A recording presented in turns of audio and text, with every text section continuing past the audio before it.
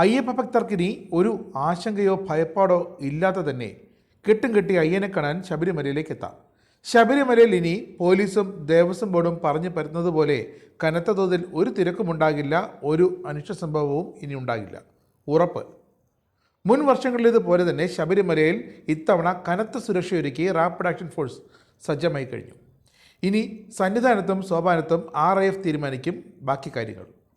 ഇക്കുറി കേന്ദ്ര സർക്കാരിൻ്റെ പ്രത്യേക സുരക്ഷാ മാനദണ്ഡങ്ങൾ നടപ്പാക്കാൻ ഉറച്ചാണ് RIF സംഘം സജ്ജമായിരിക്കുന്നത്. കേന്ദ്ര ആഭ്യന്തര വകുപ്പിൻ്റെ വ്യക്തമായ നിർദ്ദേശങ്ങളും ഇവർക്ക് നൽകിയിട്ടുണ്ട്. ഇനി തിരക്കൊക്കെ പമ്പയിൽ തീരും. സന്നിധാനത്തേക്ക് എത്തുന്നവരെ ഭക്തരുടെ തിരക്ക് നിയന്ത്രിക്കേണ്ടത് കേരള പോലീസ് തന്നെയാകും.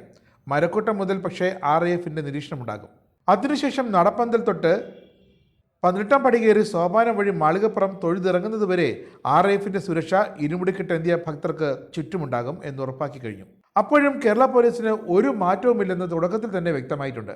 കാക്കിക്കുള്ളിൽ ഒരു കലാഹൃദയമുണ്ടെന്ന് വീണ്ടും വീണ്ടും തെളിയിക്കാനുള്ള ശ്രമത്തിലാണ് സന്നിധാനത്തെ പോലീസ് സേന. അതുമാത്രമാണ് ഇപ്പോൾ അവരുടെ ഒരു ഹോബി. കരോക്കെ ഭക്തിഗാനമേളയടക്കം കലാപരിപാടികളുമായി കേരള പോലീസും മറ്റൊരു തരത്തിൽ സജീവമാണ്.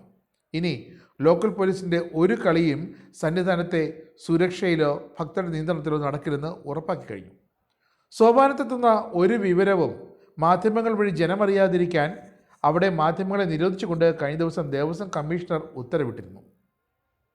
അതൊക്കെ ഇനി എന്ത് ചെയ്യണമെന്ന് പ്രത്യേക സേന തീരുമാനിക്കും. കൊല്ലം സ്വദേശിയായ ഡെപ്യൂട്ടി കമാൻഡർ ബിജുറാമിൻ്റെ നേതൃത്വത്തിൽ 140 പേരടങ്ങുന്ന സംഘമാണ് സന്നിധാനത്ത് ശനിയാഴ്ച രാവിലെ സുരക്ഷാ ചുമതലയേറ്റത്. കേന്ദ്രസേനയായ CRPFൻ്റെ കോയമ്പത്തൂർ ബേസ് ക്യാമ്പിൽ നിന്നുള്ള സംഘമാണ് ശബരിമലയിലെത്തിയത്. സന്നിധാനത്തും മരക്കൂട്ടത്തുമാണ് നിലവിൽ ഇവരുടെ സേവനം. 3 ഷിഫ്റ്റുകളിലായാണ് പ്രവർത്തനം. ഒരു ഷിഫ്റ്റിൽ 32 പേരാണ് ഉണ്ടാകുക. അതിനു പുറമെ അടിയന്തര സാഹചര്യങ്ങൾ നേടുന്നതിനായി 10 പേരടങ്ങുന്ന ക്വിക്ക് റെസ്പോൺസ് ടീമും 24 മണിക്കൂറും സോപാനത്തും ചുറ്റുമുണ്ടാകും. മണ്ഡല മകരവിളക്ക് സീസൺ അവസാനിക്കുന്നതുവരെ സംഘം ശബരിമലയിൽ തുടരും. സുരക്ഷയും തിരക്ക് നിയന്ത്രണവുമാണ് തങ്ങളുടെ പ്രധാന ചുമതലയെന്നും പോലീസുമായി സഹകരിച്ച് തന്നെയാകും പ്രവർത്തനമെന്നും ഡെപ്യൂട്ടി കമാൻഡർ അറിയിച്ചിട്ടുണ്ട്.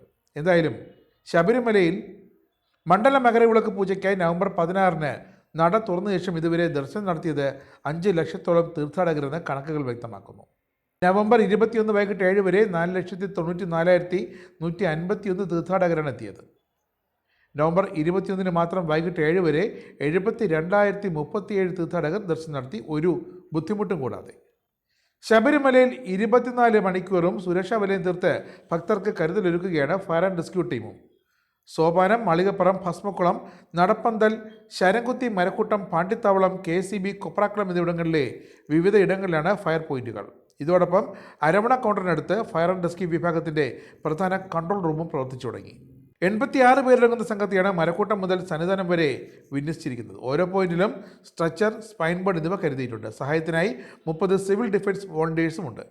അസ്കാലൈറ്റ്, hydraulic cutter, demolishing hammer, rope rescue kit, breathing apparatus, chainsaw, ഭാരമുയർത്തുന്ന ന്യൂമാറ്റിക് ബാഗ്, ജനറേറ്റർ തുടങ്ങിയ രക്ഷാപ്രവർത്തനത്തിലുള്ള എല്ലാം സജ്ജമാണ്.